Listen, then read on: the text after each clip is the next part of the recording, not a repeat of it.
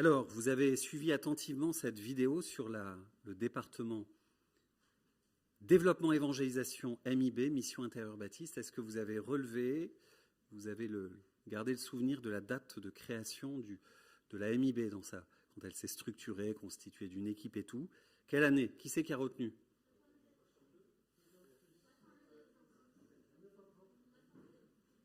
Presque, c'est Rémi, je crois, qui a la bonne réponse. Vas-y. Bravo Rémi. 1956. Et 62, c'est la création associative de l'église de Lyon, qui n'était pas ici au début, mais très rapidement, effectivement, notre église a été constituée. Et entre 56 et le début des années 60, vous voyez que c'est assez rapproché, eh bien, notre église, dans ce bâti-là, avec des fonds venant de la solidarité nationale et internationale, cette église-là était le premier poste de la mission intérieure baptiste en France. On peut être fier, on s'inscrit dans une filiation, alors on a une responsabilité. On est reconnaissant, ce que nous avons là est le fait de la générosité de Dieu et de l'Église universelle, on va dire. À l'échelle de notre fédération, vous l'avez déjà entendu lorsqu'on avait projeté la vidéo de notre président, Nicolas Farelli, il a dit que nous fêtions cette année, en tant que famille d'église, la Fédération Baptiste, nos 100 ans. Ça se fête, 100 ans.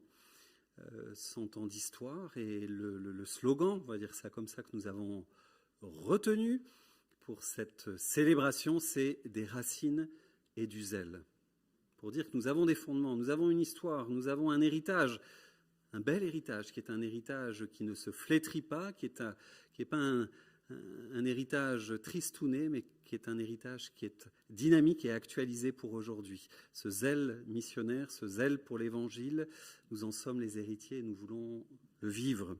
Un peu plus large que notre fédération, parce qu'il n'y a pas que notre fédération dans la vie, c'est une belle chose, mais cette fédération, elle est articulée à d'autres églises, et dans le cadre du CNEF, pour se restreindre déjà à ça, et c'est pas parce que je vais m'impliquer dans le CNEF que je vais vous parler du CNEF tous les prochains dimanches, mais aujourd'hui, c'est l'occasion. Le CNEF, en juin dernier, c'est-à-dire le rassemblement de toutes les familles, les unions évangéliques, il y a eu une grande délibération pour les années à venir, entreprendre ce que l'on a appelé un grand virage missionnel. Alors c'est un gros mot, missionnel, c'est pour l'évangile. Missionnaire, c'est pour un réveil dans notre pays. Ensemble, nous nous sommes dit, Dieu attend de nous une unité pour répandre, déployer l'évangile dans notre pays. Où en sommes-nous pour notre part dans cet élan, dans cette aventure? À titre personnel, chacun dans notre domaine, dans nos lieux de vie, en église dispersée, dans notre semaine, mais en tant qu'église, église rassemblée, quel est notre projet missionnel, missionnaire? Où est notre fougue pour l'évangile? Où en sommes-nous? Où en sommes-nous? Ce matin, en ce dimanche de l'évangélisation, nous allons essayer de nous éveiller à cet appel du Christ et à cette idée en particulier de semer, l'importance de recevoir et cultiver l'évangile dans une bonne terre. Vous l'aurez compris, nous allons relire ensemble la parabole du semeur en Matthieu 13. Le texte s'affiche sous nos yeux.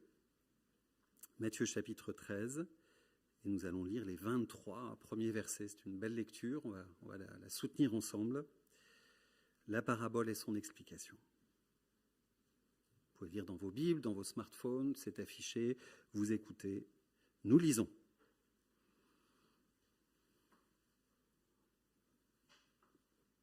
Ce jour-là, Jésus sortit de la maison et s'assit au bord du lac. La foule se rassembla autour de lui, si nombreuse qu'il monta dans une barque où il s'assit. Toute la foule se tenait sur le rivage. Il leur parla en parabole sur beaucoup de choses. Il dit : un semeur sortit pour semer. Comme il semait, une partie de la semence tomba le long du chemin. Les oiseaux vinrent et la mangèrent. Une autre partie tomba dans un sol pierreux, où il n'avait pas beaucoup de terre.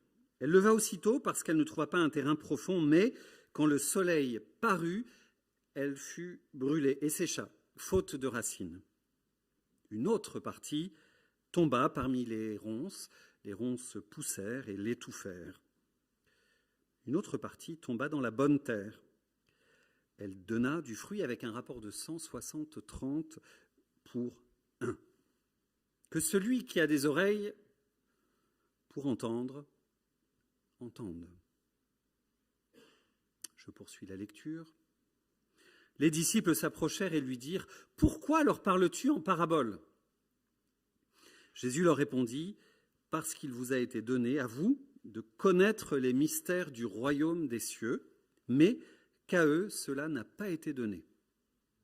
En effet, on donnera à celui qui a, il sera dans l'abondance, mais à celui qui n'a pas, on enlèvera, même ce qu'il a.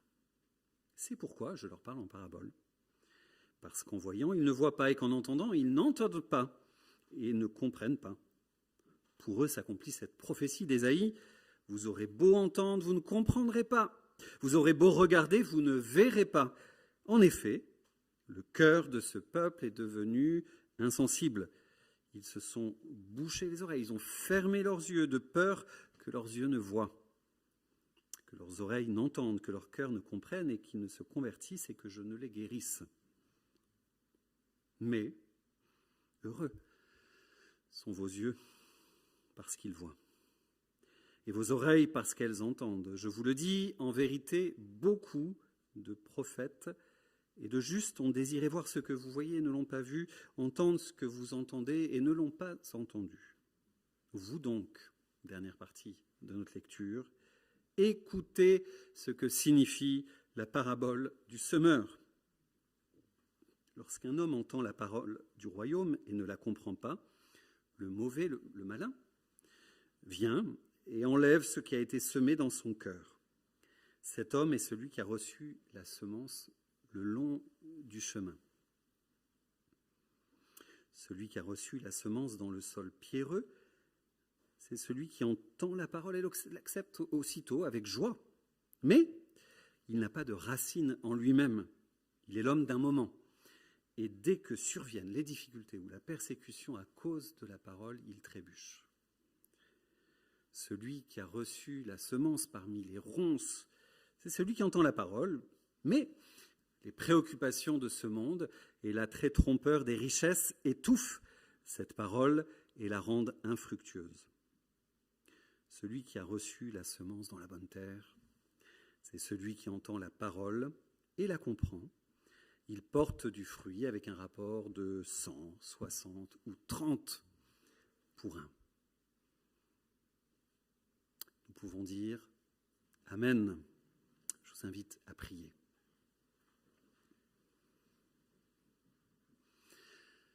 Seigneur, nous ne nous lassons pas de le dire. Ta parole est la vérité. Elle est un guide sûr. Elle est une lumière pour nous orienter, pour nous éclairer, pour nous aider à comprendre, à entendre, à ouvrir nos écoutilles spirituelles. Nous ne nous lassons pas de le dire. Seigneur, viens par ton esprit appliquer ces paroles à nos cœurs. Toi seul peux nous ouvrir notre entendement, renouveler notre intelligence, aiguiser notre volonté, soutenir notre volonté. Seigneur, nous voulons vivre nos vies pour toi, être agréables, faire ta joie, individuellement, communautairement, et te servir. Nous sommes devant toi, Seigneur, disponibles. Amen. Alors, pour laisser un peu de temps reposer ce texte en nos cœurs, prendre racine, le laisser descendre en profondeur, on va écouter une vidéo. Une vidéo, 4 minutes, en chanson. Regardez, écoutez. Kevin, tout à l'heure, disait qu'il était, vous l'avez même vu, impliqué dans ce département développement, évangélisation, mission intérieure baptiste. Il est dans le comité de pilotage et il était donc présent, il l'a dit, à la pastorale nationale qui rassemblait tous ces acteurs. Et il a été chargé pour sa première de conduire un culte, c'est ce que j'ai compris, conduire un culte. Et il a diffusé ce petit clip, cette vidéo. Et hier soir, il m'a dit, quand il a vu le lien, la vidéo que je voulais adresser, il m'a dit, mais Alexandre l'a déjà fait cet été. On s'est dit ensemble, on le fait quand même, elle est belle. Vous allez voir, on l'écoute.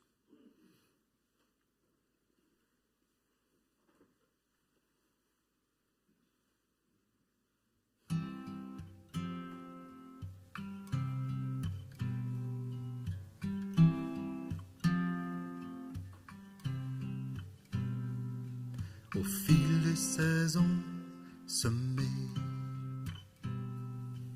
au long des chemins semés, comme une obsession semée, simplement l'air de rien semé.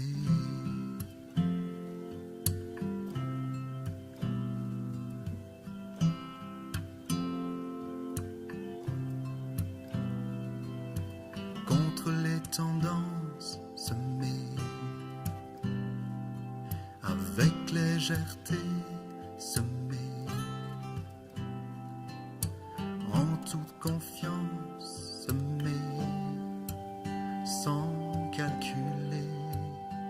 Oui, ça peut vous paraître fou, mais moi je sème un peu partout, sans jamais douter des possibles, d'un élan et d'un cœur paisible.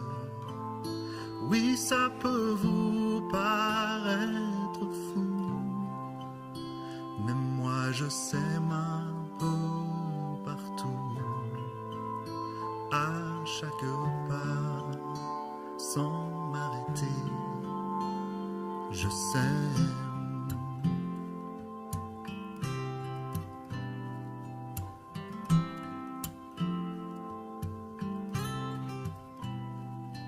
Oui, je sais qu'il y a semé les terres promesses semées, où tout poussera semé. Peu importe le reste, au fil des saisons aimées, au long des chemins aimés, comme une obsession aimée. Oui, ça peut vous paraître fou, moi je sème un peu partout, sans jamais douter des possibles, d'un élan et d'un cœur paisible. Oui, ça peut vous paraître fou, moi je sème un peu partout, sans jamais douter des possibles, d'un élan et d'un cœur paisible. Oui, ça peut vous paraître fou, moi je sème un peu partout, sans jamais douter des possibles, d'un élan et d'un cœur paisible.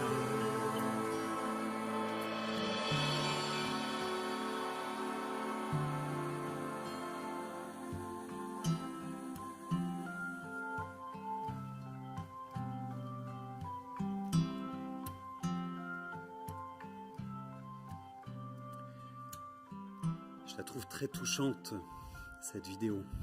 Le visage de cet homme est profondément touchant. Ce qui me marque en particulier est ce qu'elle pointe du texte de notre parabole. C'est cette infinie persévérance, cette persévérance inlassable de cet homme qui, allant sur les routes paisibles et aimant, et manifeste dans sa manière d'être dans son visage, par tous les chemins sème d'abondance, sème avec générosité, de manière pas toujours calculée, semble-t-il, un peu partout. Surprenant parce que si l'histoire du semeur est probablement l'une des paraboles de l'Évangile les plus connues, je pense, en général, on se souvient, je ne sais pas si c'est le cas pour votre part, plus de son explication. On y reviendra dans un instant, c'est Jésus qui nous explique, ce qui n'est pas toujours le cas pour les paraboles, donc on est attentif, évidemment, mais on se souvient plus de l'explication que de l'histoire, de la narration des protagonistes du texte. Et cette explication, elle met l'accent effectivement sur la diversité dans ce que Jésus en explique des chemins dans lesquels tombent les semences. Terrain qui représente les qualités de cœur et la manière, la réception, les réactions différentes de ces cœurs à l'enseignement de Jésus, n'est-ce pas? Mais l'histoire, elle, la parabole, la narration, nous parle, j'ai l'impression peut-être d'abord de l'action de ce semeur. C'est le protagoniste. Ce semeur, je le redis, inlassable et généreux, dispendieux même, gaspilleur, pourraient dire certains, c'est le sens de ces paroles. Vous pourriez me trouver fou, effectivement. L'Évangile est une folie pour les hommes, qui va se donner les moyens d'offrir à chaque terrain sa chance, au fond, le couvrant de la grâce de sa semence, balançant ses graines de vie aussi bien sur les chemins, les pierres, dans les épines que sur la bonne terre.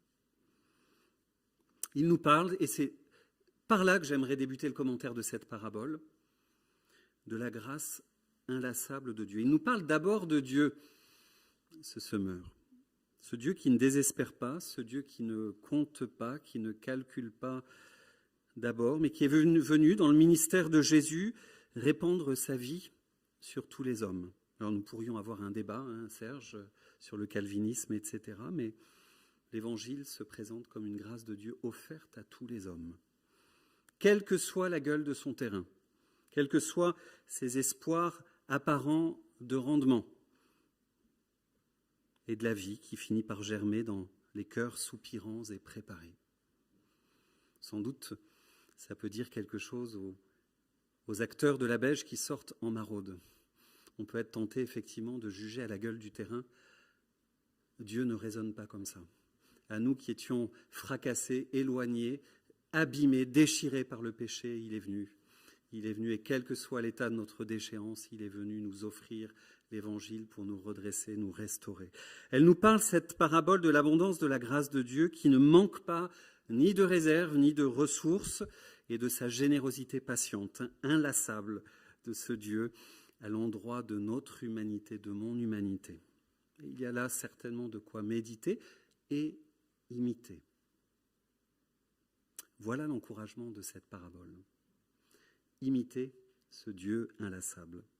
Le Seigneur de la vie nous appelle à sa suite à être maintenant, comme ce vieillard, des semeurs généreux, motivés par l'amour et l'espérance. Je pense que s'il y avait un mot à retenir, là, c'est l'espérance. Il est à l'horizon, il y va, droit dans ses bottes, il avance avec espérance. Il sème, droit dans ses bottes, creusant son sillon, tourné vers l'horizon. Semé en dépit des terres contraires, des apparentes sécheresses, des découragements, dans les différents champs missionnaires dans lesquels le Christ, Dieu, nous envoie pour offrir, donner sa parole aux hommes, aux femmes qui nous entourent, par une parole d'évangile, par une attitude, par un geste de soutien, de secours, tout cela ensemble. Et c'est de tout cela dont nous parlerons lorsque nous réformerons les statuts de la Beige en lien avec le projet de l'Église. Ça, c'était pour la parenthèse. Sans faire, nous dit Jacques, acception de personne, sans désespérer de personne. Nous n'avons pas le droit de désespérer de ceux qui nous entourent ou juger a priori. Ça, ce n'est pas notre responsabilité. Notre job, nous, c'est l'espérance. On n'a pas à juger a priori de ce que Dieu va faire, même sur les terres les plus improbables, les plus cognées, les plus fracassées. En ne privant, du coup, personne, parce que je le reformule comme ça, la tranche de son terrain ne nous plairait pas, ne nous reviendrait pas, ne vaudrait pas la peine a priori. Non, semer avec la certitude que Dieu fera germer sa vie ou pas, en tout cas là et quand il le voudra, là où bon lui semblera. Ça, c'est le mystère de l'élection divine, c'est Dieu, ça c'est son job. Nous, notre job, c'est de semer, mais alors partout. Je le redis, avec des paroles, avec des attitudes, avec des gestes, avec de la prière, des graines de témoignages, ça et là. Et souvent, c'est mon expérience en tout cas, celle que vécue, observée, mais vécue moi, dont je vais vous raconter quelques mots de témoignage. Nous serons appelés à travailler, à semer dans la durée sur une même terre, probablement auprès de nos enfants. Ne désespérez pas, ne lâchez pas l'affaire. Parce que les différentes terres représentent aussi, je crois qu'on ne le dit pas toujours lorsqu'on entend la parabole du semeur, ce ne sont pas des terres forcément, des terrains distincts ou définitifs, mais ce peut être des terres successives dans notre histoire. Attends, je me suis perdu dans mes notes. Pour ma part, un temps, mon cœur était rempli de ronces. Un temps, il était pierreux. Un temps, j'ai été oublieux et insensible, l'oreille inattentive, sourde. Et parfois, ça revient. Mais Dieu, pour moi, a persévéré. Pour moi, Dieu s'est servi de différents semeurs et parfois même le même pour revenir à la charge plusieurs fois, en dépit des apparences contraires. Et pour un jour m'attirer à lui, pour faire germer en moi un jour sa vie, afin que je porte du fruit jusqu'à aujourd'hui, et au-delà, je l'espère. Et de plus en plus, c'est ma prière. Je me souviens de ce jour où ma mère, après une période où j'avais fait le choix, de mes 15 à mes 16 ans, de tourner le dos à l'église. Voilà. Mon fils aîné, Raphaël, a 15 ans. Il va être contrarié, il va me dire « ça fait 2 fois que tu m'affiches aujourd'hui ». Je ne vais pas parler de toi, Raphaël, mais effectivement, 15 ans, il va entendre ce témoignage pour la première fois. J'avais fait donc le choix, à mes 15-16 ans, de tourner le dos à l'église, de ne plus y venir. Toi, tu n'as pas le choix, mais moi, je l'avais pris. Acheter une forte tête. Hein. Ah ouais. À sortir Dieu de ma vie. Pendant cette période, dans un contexte un peu particulier, donc j'étais en première. En première. C'était un vendredi soir, sortie de cours avec une petite bande des amis de fortune. On était allés. Alors moi, j'ai grandi pas très loin d'ici, à Villeurbanne. Je me souviens très bien chez qui nous étions, un certain Mathieu, et j'avais été plus excessif que les autres dans la découverte du whisky Coca.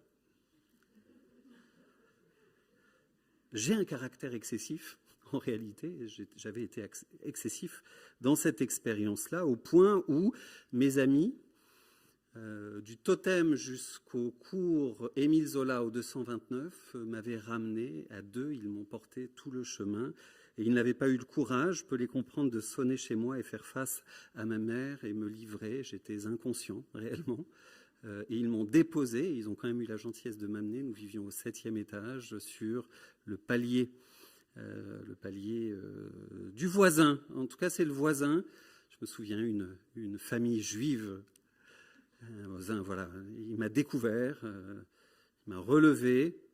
Alors, je vous dis vraiment tout. Je vous dis tout. Je lui ai vomi dessus. Je vous dis tout. Et il m'a livré à ma mère. C'était un vendredi soir, sorti de cours. Je vais vous le dire le plus intéressant maintenant.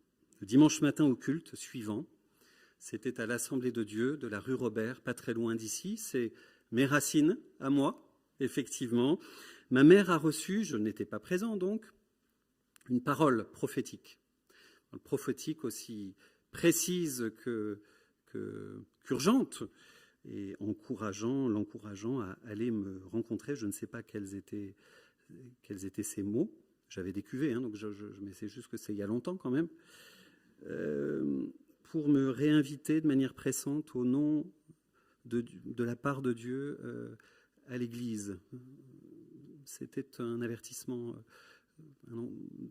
qu'elle avait reçu. Et pour lui faire plaisir, je lui devais au moins ça, j'y ai consenti et je l'ai accompagné. Et je le fais vite, là, le Seigneur, sur ce terrain, à ce moment-là de ma vie, m'a rencontré, m'a appelé.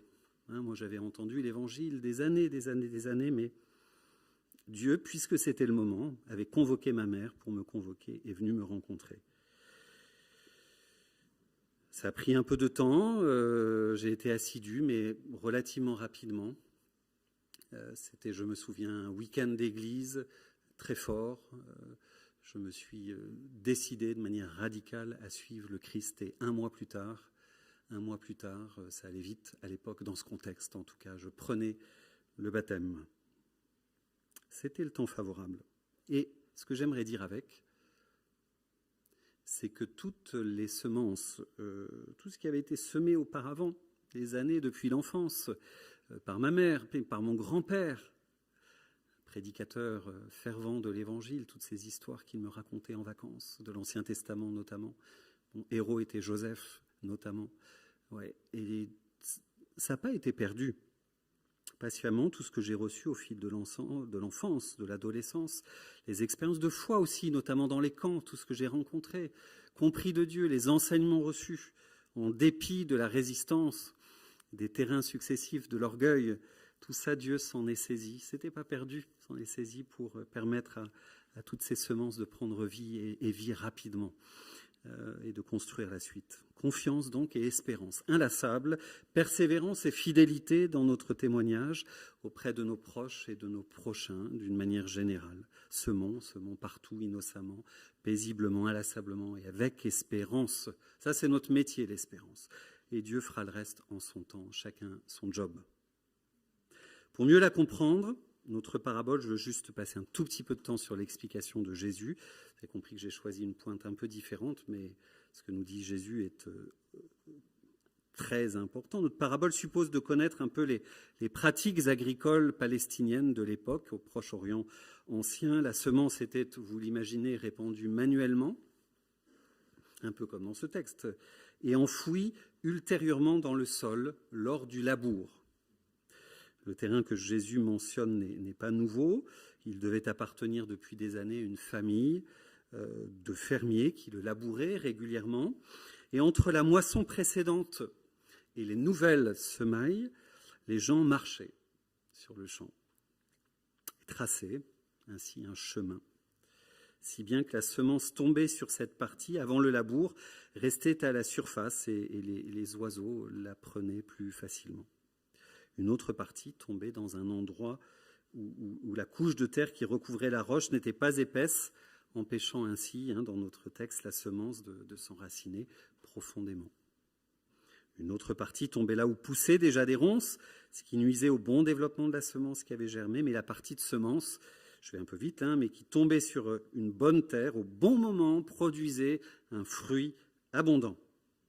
Et Jésus donc va donner l'explication de cela, en privé à ses disciples. Et là, j'ouvre une parenthèse.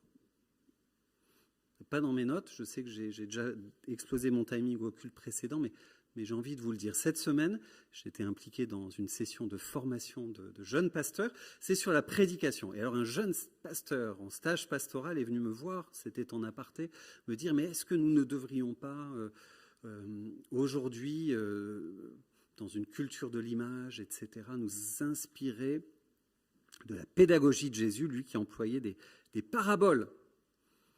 C'est tout à fait intelligent ce qu'il a dit, c'est ce que nous essayons de faire quand nous glissons ça.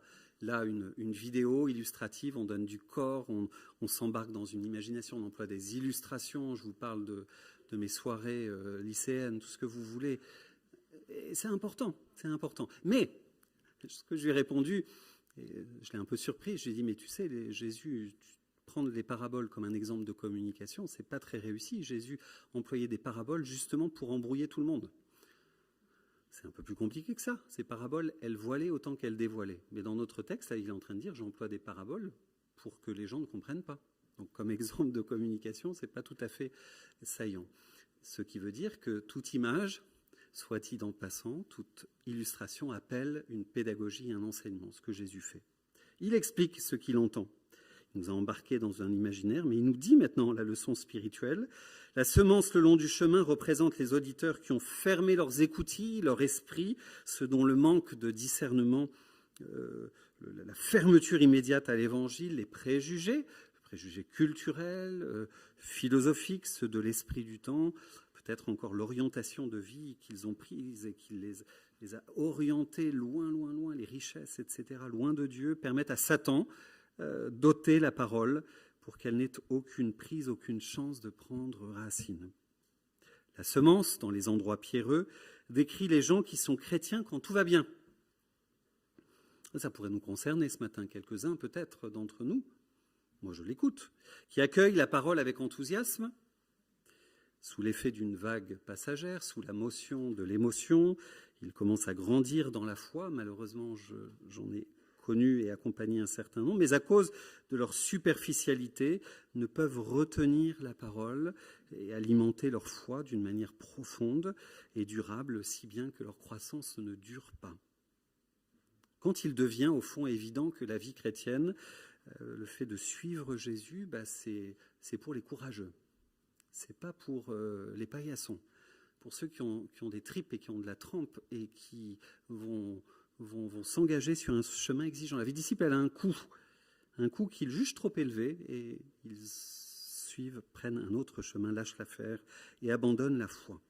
La semence parmi les épines désigne ceux qui ont tous les moyens de devenir des disciples prometteurs, mais qui vont se laisser happer par des séductions passagères, se laisser emporter par du vent. Les soucis matériels finissent par étouffer leur vie spirituelle et leurs semences se meurent, ils se dessèchent. La semence dans la bonne terre, enfin, représente ceux qui se sont ouverts à la parole, se donnant, et j'insiste là sur la responsabilité humaine, même si c'est l'action de Dieu qui est première, n'est-ce pas Serge, dans leur cœur, c'est donner les moyens de la nourrir dans leur cœur, de la garder en dépit de l'opposition. Ils persévèrent, ils développent une vie avec Dieu, une intimité profonde avec lui, au fond des choses. De tels auditeurs, et nous en sommes, je l'espère, prospères. Et portent beaucoup de fruits, un fruit durable, un fruit qui est bon, qui est agréable à Dieu et qui est offert à ceux qui nous entourent. Et toi, quel auditeur es-tu ce matin? De quelle terre veux-tu nourrir ta vie? Où en es-tu de ta vie spirituelle? Avant de s'intéresser à ceux de l'extérieur, quelle est ta terre? Quelle est l'inclination, la détermination, la profondeur de ton cœur? Et quelles sont peut-être les barrières, les encombrements qui dans ta vie pourraient faire ou font obstacle à une vie qui s'approfondit avec Christ, font obstacle à la voix de Dieu et à ce que la vie de Dieu soit accueillie vraiment en profondeur et germe et porte un beau fruit durable. Je conclus en disant que si dans notre texte, le semeur est appelé à semer, c'était l'accent premier de mon message, indifféremment, sans se préoccuper finalement, je le redis, dans cette expression peut-être un peu marquante, de la gueule du terrain, sans se poser de questions quant à la qualité de la terre, sans la juger a priori.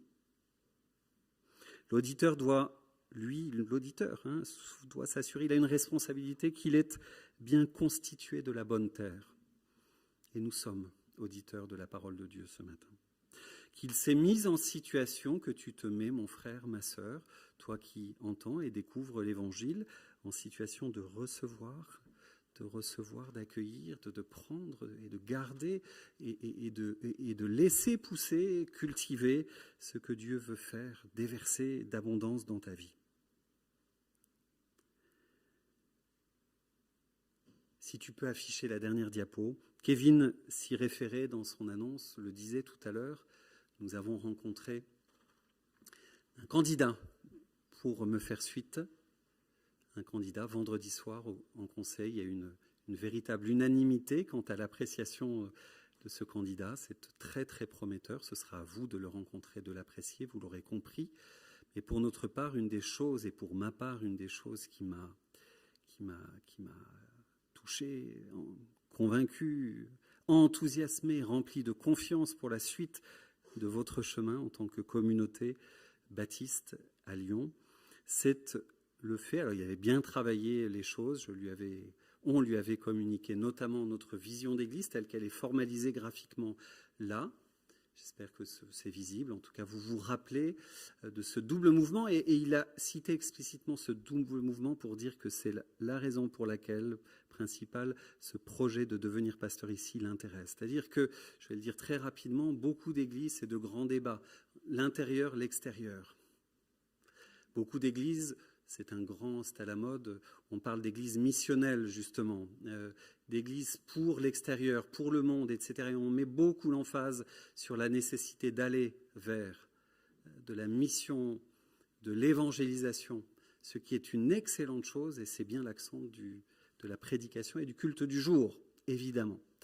D'autres communautés vont mettre l'emphase, voire quasi exclusive, sur le fait d'être une communauté qui travaille en profondeur, qui n'est pas tant de gens, de croyants, de non-croyants qui viennent au culte, c'est pas grave, c'est même plutôt bon signe. Ça veut dire que notre enseignement, il tient la route parce que du coup, il est folie pour ceux de l'extérieur. Vous me suivez ?